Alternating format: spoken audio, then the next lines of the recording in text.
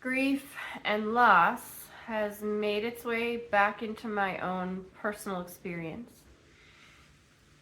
This too shall pass is not actually from the Bible. I thought that for a long time. It's supposedly an ancient Persian adage. Persia is an ethnic group within Iran. So, for those of you who might be turned off by anything remotely sounding biblical, this is not actually from the Bible. Personally, I don't have a problem with the Bible at this point in and of itself, but that's kind of a digression. So back to the topic. I'm going to speak very delicately.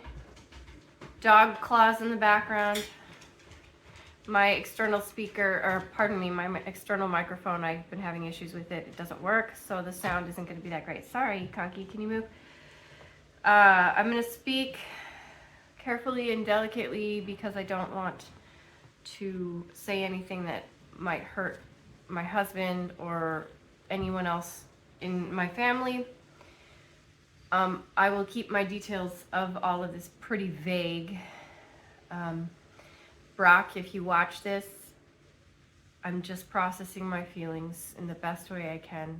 I'm not trying to do anything awkward or weird. I'm going to try to keep this video pretty quality. In the past, putting out low quality content is not something that I've been afraid of doing in the past. But with this one, I'm going to try to do better. I've decided to raise the bar when it comes to my YouTube channel. So here we are. Maybe I can offer you, the viewer, something that might be helpful to you in your own life. My father-in-law has been dealing with terminal illness, and I am going to keep it together. He is at the end of his journey on planet Earth, my friends. Dog slurping water in the background. Nice sound effects, Rex. Now, what I want to say to begin with is, so I've been in a relationship for 15 years, 13 years of marriage. That's a long time to have a lot of different things happen. And what I have noticed about situations when grief comes into your experience is things come to the surface, feelings come to the surface that we conveniently have to just put aside. And when the grief comes up, it's something that you have to face. I've brought my consciousness back into the now. Been praying to beings of light for assistance in keeping my emotions stable so that I can be as loving of a presence as I can be. There are problems within my marriage that have come up, that have been there the whole time, but it feels extremely overwhelming. I'm sure it feels extremely overwhelming for Brock too. And that's the most that I'll say about the details of the situation. But there's been enough grief and loss in my life to where I've experienced it enough. I've been through the process. A really important aspect of getting through the grief in the most stable way you can is the now consciousness as much as you can. Because when we come back to the now consciousness, I definitely lost my center last night, but I came back to the now consciousness.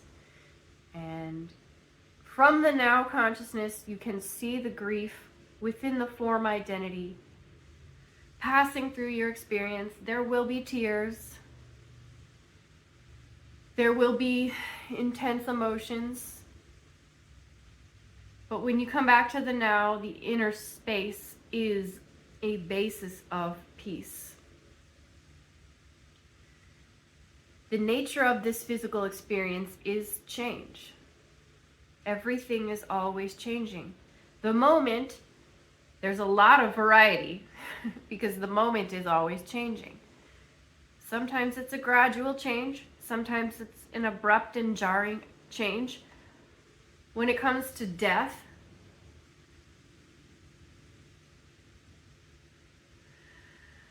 I have the inner knowing in my personal experience now that death is not the end, and death is a actually beautiful transformation for an individual.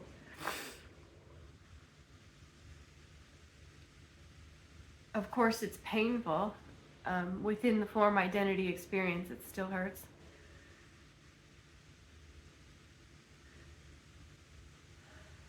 There's feelings sometimes. Actually, I think this is probably the hardest part about death from the form identity perspective. The feelings of unfinished business.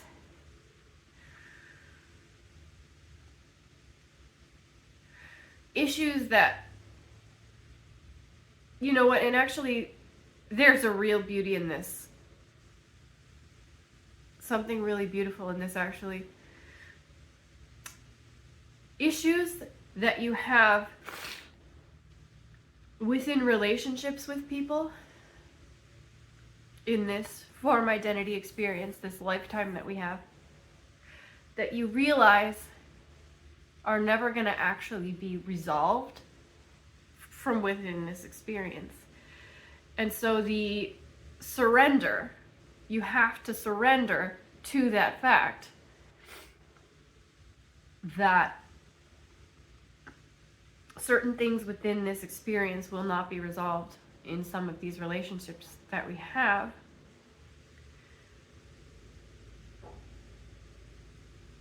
Ultimately, I do sense and feel like the oneness.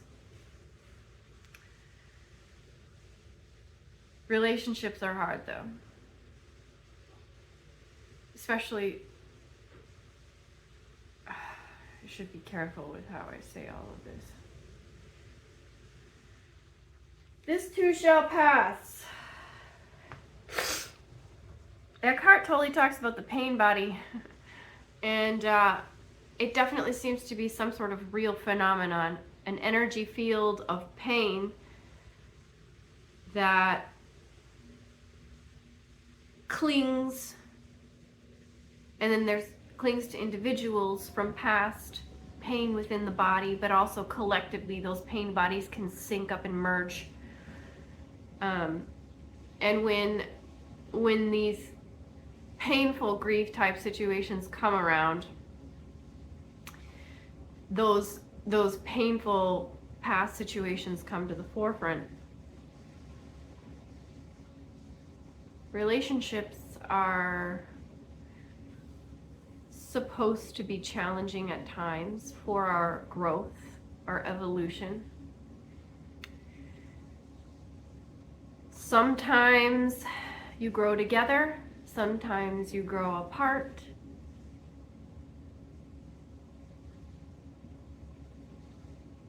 And this is all just the nature of our experience. Coming back to the now is where the peace, the peaceful basis exists. Like in the previous video I talked about, it's like the ultimate home. That funny little saying, home is where the heart is so actual and true. That's such a kitschy little saying. You might see it on a little, I don't know, kitchen towel or something, but it's actually very true in the energetic sense. These painful experiences will eventually shift. The moment is constantly shifting and morphing and changing. This too shall pass. It used to be the type of experience in the form identity experience where the pain was so intense so much of the time, I thought it was going to just last forever. As I've grown spiritually, more and more of that now consciousness has come in, so that resting place. When life gets really painful, it's a resting place. It's like, it's so funny, but there's a felt experience to it, like sitting in a chair, sitting down into your heart. It actually feels that way. And pulling the tentacles of awareness out of the mind and concentrating it back into this home space is peace. And it's the only way we can be like loving and compassionate, even when we disagree with each other, even when directions change within relationships. And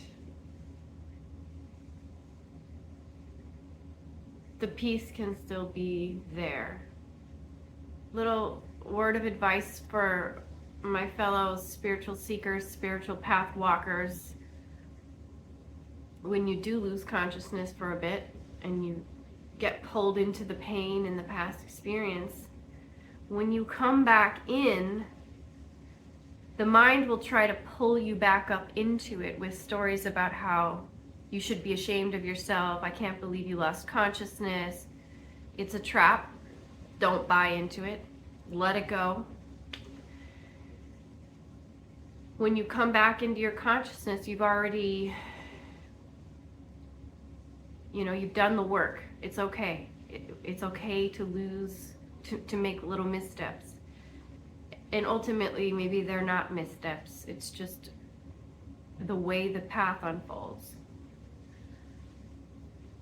Many of us are going through grief at any given time on this earth. It's plenty of that. Just remember,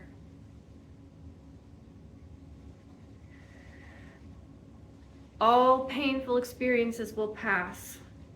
If we do our best to stay conscious as we can throughout these periods of grief in life, then we can actually gain wisdom from those experiences instead of going into a victim story. Please forgive me when I speak that way. I'm not trying to hurt anyone's feelings, but I feel like it's important to be very blunt about that. That's a story in the mind, and it keeps you trapped in repeating old patterns. The idea that we're a victim to this life instead of an active, conscious participant. Life hurts sometimes. Chelsea Wolfe's music has been getting me through the day today. It's been a Chelsea Wolfe kind of a day. But I love you guys, because we're one.